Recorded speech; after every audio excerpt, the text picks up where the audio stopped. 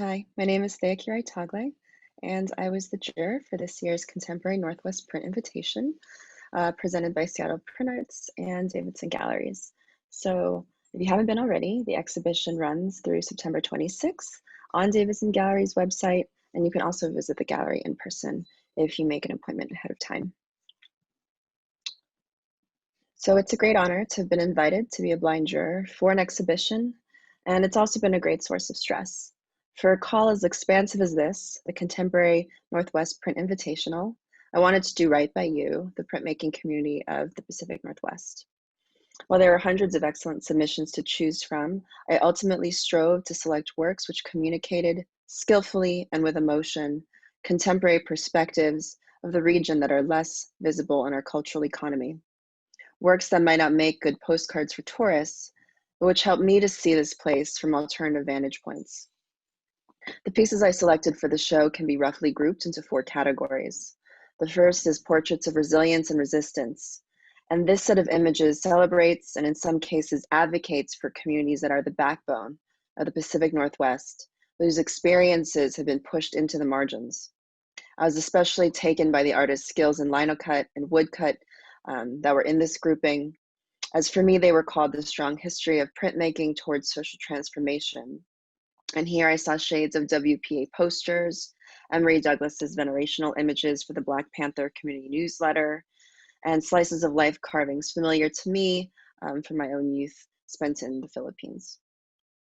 The second grouping that I selected were what I called nature in the round, and incorporating circularity into these compositions, these prints made visible to me cycles of birth, life, and death inherent to our natural world, which have been gravely interrupted by capitalism and environmental destruction.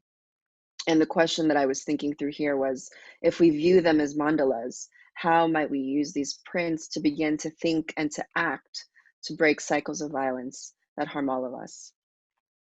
The third set of prints that I selected can be grouped roughly in the category of sky and sea and soft focus.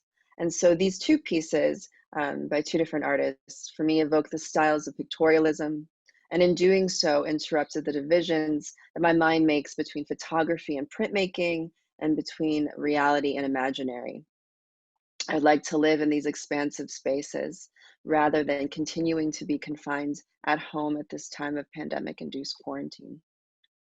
And finally, the fourth grouping was under the rubric of space deconstructed. And so these three prints function for me as spatial studies that abstract sites that we believe that we already know, such as the Duwamish River. In their effective use of layering, these prints engage us multisensorially and affectively. And for me, I didn't need to see a mountain to be moved by the waterscapes and landscapes of this gorgeous region, or to recognize beauty amongst the disorder and difficulty of the city.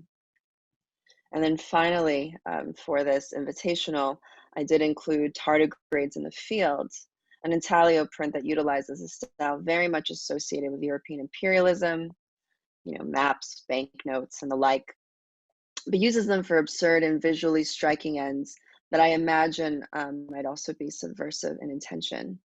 So in this moment, and I wrote this first in June 2020, so in this moment when so many of us are fighting for our lives, I want to take up the mascot of the microscopic bear, the tardigrade, that can survive massive amounts of radiation and come out on the other side, happy, healthy, miraculously enormous, and with their community intact.